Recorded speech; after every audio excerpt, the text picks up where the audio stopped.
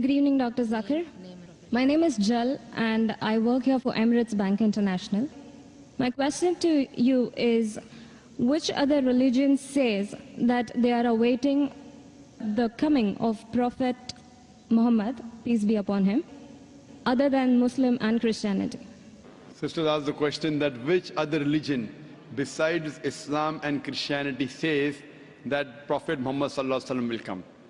Sister, besides the religion of Christianity and Islam, most, if not all, most of the religions that came before Islam prophesied about coming of the last and final messenger Muhammad.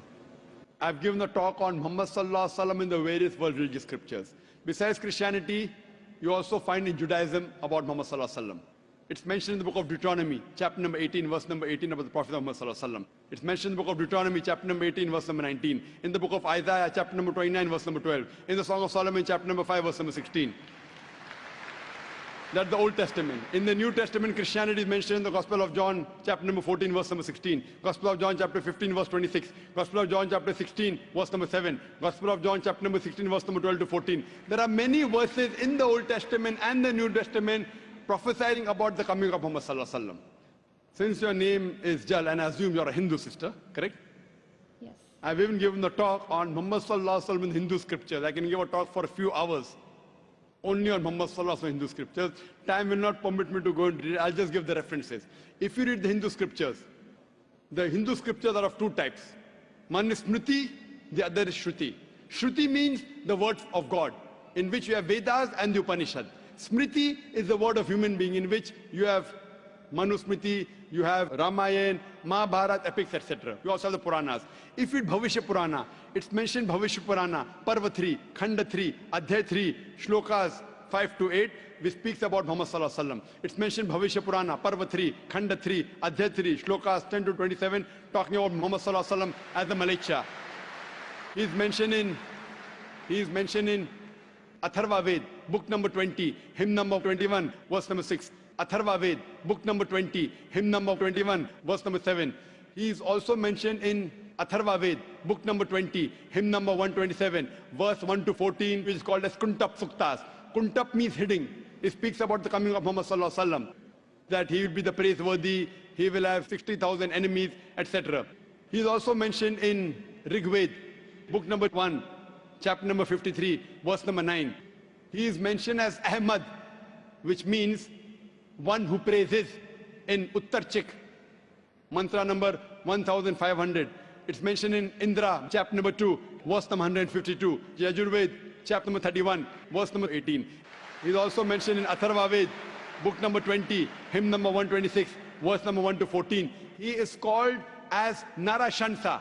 Nar means man, person. Shansa means coming from Prashansa, praiseworthy. A man who's praiseworthy. If you translate Narashansa, man who's praiseworthy, into Arabic, it means Muhammad. He's prophesied as Muhammad in Rig Ved, book number 1, hymn number 13, verse number 3. In Rig Ved, book number 10, hymn number 64, verse number 3. He's mentioned Rig Ved, book number 2, hymn number 3, verse number 5. Rig Ved, book number 5, hymn number 5, verse number 2. He's also mentioned Yajurved, chapter number 20, verse 37. Yajurved, chapter number 21, verse number 31. I can go on and on and on, mentioning only the references of Muhammad mentioned in Hindu scriptures. Due to limitation of time, I will just touch on one prophecy a little bit in more detail. He's been prophesied as the Kalki Avatar.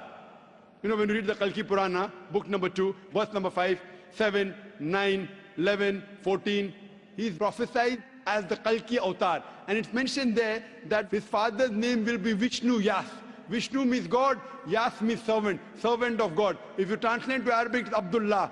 The father of the name of Muhammad was Abdullah.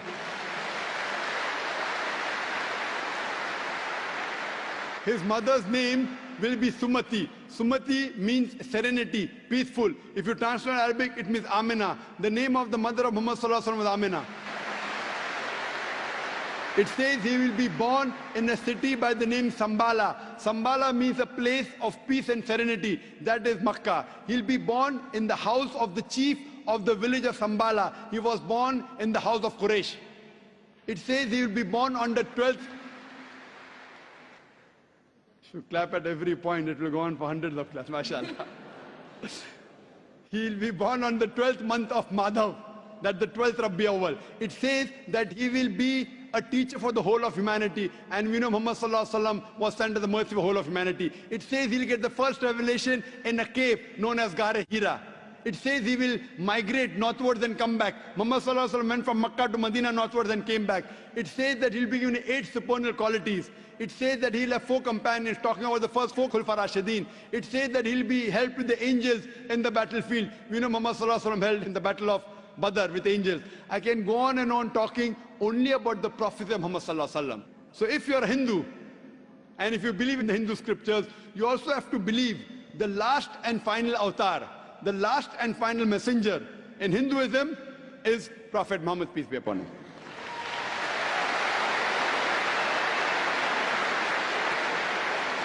However, Doctor, according to Hinduism, the Kalki avatar is still being awaited. So are you, is it that we are just not aware about it? You said the Kalki avatar is yet awaited. If you have not recognized the Kalki avatar, you are to blame, not me.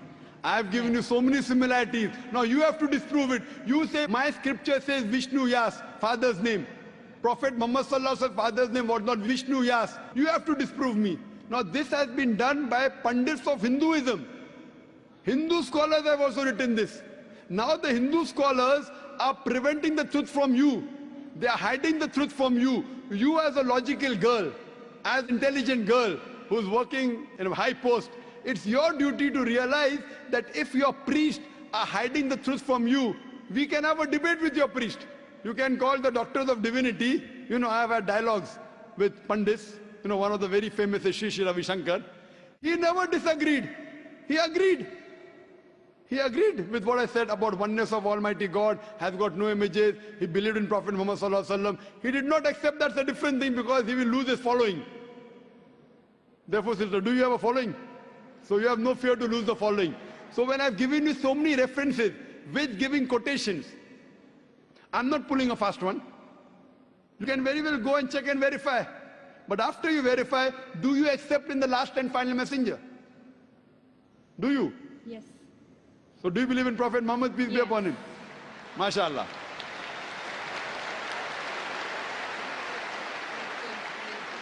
Do you believe that there's one God? Yes, I do. Do you believe Almighty God has got no images? Yes, I do. So you believe there's God and he has no images? Yes. And do you believe Prophet Muhammad is a messenger of God? Yes, I do. Then you're a Muslim, sister.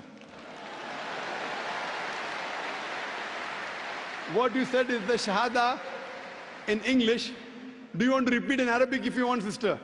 What you said is in English, that there's no God but Allah and Prophet Muhammad is a messenger. Would you like to repeat in Arabic, sister? I do. Okay, I'll just repeat it and you have to continue, sister. Ashhadu Ashhadu Allah Allah ilaha ilaha illallah illallah wa ashhadu wa ashhadu anna anna Muhammadan Muhammadan abduhu ablu wa rasuluhu. wa rasuluh. I bet.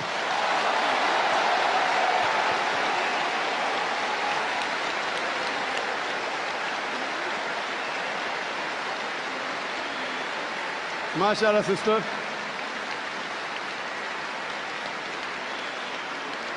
May Allah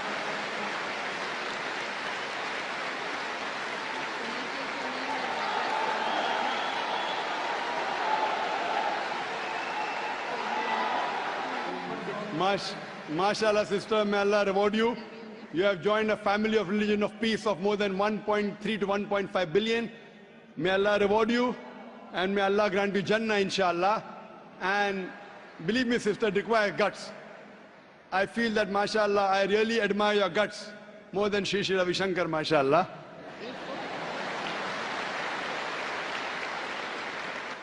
And I pray that may He give you hidayah and may He guide you, inshallah. And sister, if you have any questions, any queries, there are local organizations in Dubai who can surely clarify your misconceptions. To understand Islam, look at the Quran and the Sahih Hadith. They are the best guides. If you have any queries, you can even write to the email at islam@irf.net. It's my pleasure to reply. And do pray for me also, sister.